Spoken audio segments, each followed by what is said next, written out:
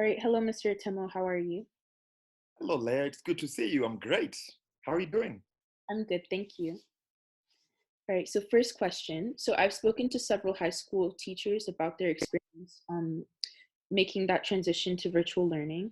And as an elementary teacher, I'm curious to know what your experience has been.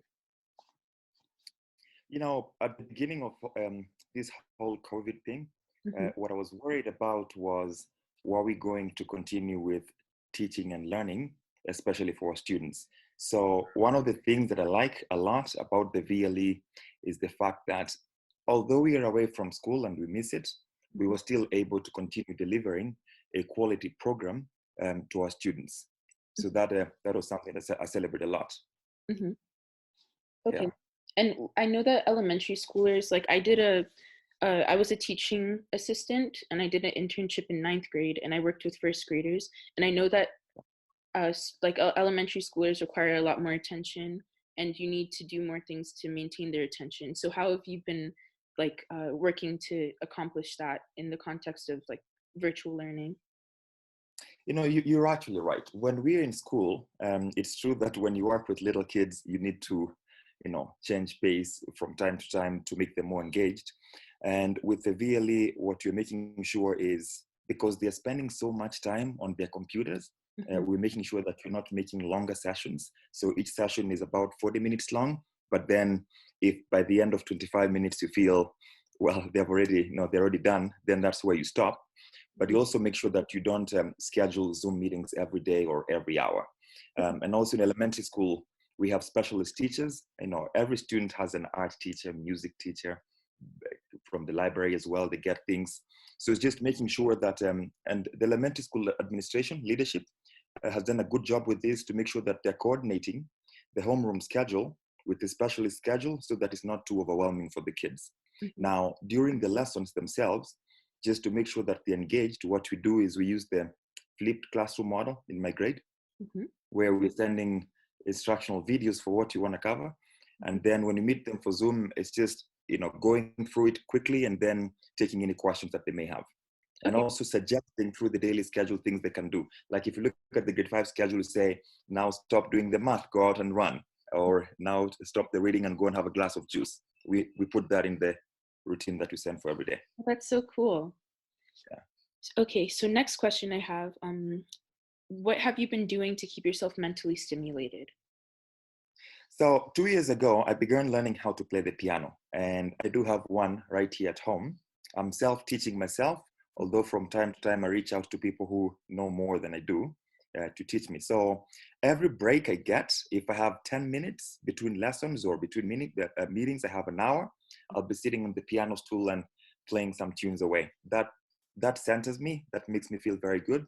And I also go cycling a lot. Every day I go cycling Mhm. and I take routes that I typically wouldn't take and discover my neighborhood.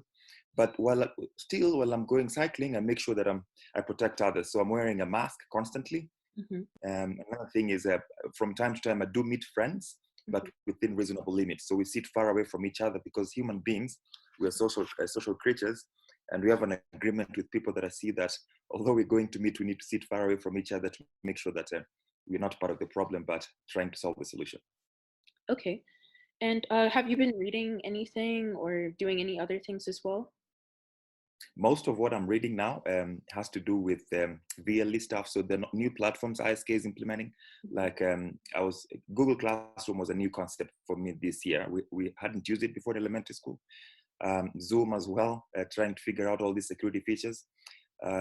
My wife's grandma just wrote a book, and it's been published. So I'm Oh, reading that now. It's a cool. story about her growing up and getting to know her life as a young girl, Mhm. going through the civil rights movement in the United States, and just her making sure that while Mhm. people who live in the low income area didn't have good housing, she was part of those people who were, you know, going to the streets and saying this is a right for everybody. Everyone needs good housing. So just reading someone else's stories. I'm also writing my own book Oh, currently. wow, cool. It's my own story.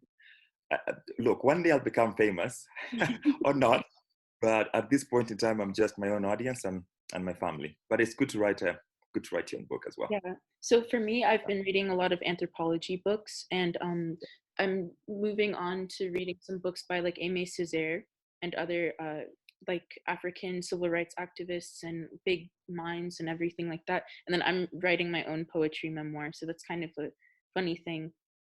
That's Okay, pretty cool. thank you. So next question. Um, how have you been keeping yourself physically active? I know that you cycle. So, and also what impact do you think daily exercise is having on like your mental health as well? Yeah. So this was before spring break. I usually have these small physical goals that I put to myself, and one was every day I would do 100 push-ups for the month of March. Mhm, Now I ended up extending that through the month of April and now May. mhm, So ideally, what happens is you do 10 and then wait for an hour as you begin before your body gets used to it. mhm, But now I'm getting to a point where I could do 50, then wait 5 minutes, then do 50. mhm, At the time when I'm doing the push-ups, it's when I really need some physical activity, and there is a lot of power and rejuvenation when you actually do something physical. yeah. So I do push-ups, number one, and I go cycling, and then I also walk a lot with my wife. We take long walks around the block. Mhm, Yeah. cool. And then next, how are you connecting with others? Because like you said, you meet friends. Have you been video chatting with family or things like that? Yeah, we spent, I think it was more than 2 hours during Mother's Day, to give you a recent example of connecting with family and friends through online platforms. Mhm, And it was a bunch of us there. Maybe we were about six of us, and we ended up talking for more than 2 hours. So this weekend, I'm connecting with people I went to college with. One of them lives in Germany, one is in Thailand. People are all over the world, but you're still able to connect and keep each other sane. Because here's the truth. Um, Coronavirus is all over the world. And so when you meet up with friends, even if it's online, and everyone gets to share their struggles and their successes through this environment, you realize that we're all in it together. It's a very humbling experience. And so it makes me stop complaining about the restrictions we have and realize that, in fact, I may be in a much better place than some of my friends who I keep hearing the stories. mhm, Yeah. So it's the online connections, but also physically meeting people. mhm, In our elementary school last week, our assistant principal and principal began like the whole elementary school Zoom for teachers after work hours at 5 p.m. There were more than, I think there were more than 100 people, if I wow, count correctly. And we had the breakout rooms, and every 5 minutes you get to see different people. mhm, Some of them have aged a little bit. Some of them have receding hairlines. mhm. But we laugh about those kind of things. It was Yeah, fun. that's very nice to hear. And lastly, do you have any advice or any tips that you'd like to offer other teachers or other members of the ISK community? Look, in terms of advice, I'm always saying people know what to do.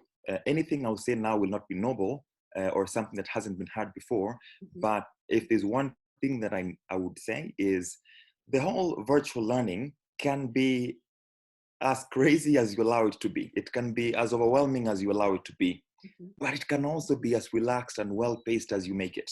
Once you find that balance and you'll keep on trying to get it, mhm, it's actually pretty good. So it's actually our choice. Working for 9, 10, 12, 13 hours, it's something that we allow ourselves to do that. So just making sure that you're pacing yourself and stopping when you need to, stopping really when you need to, and mhm. making it well paced and relaxed for yourself. Thank you very much, Mr. Atemo. All right, Thank you. I enjoyed. bye. Thank you. Bye bye.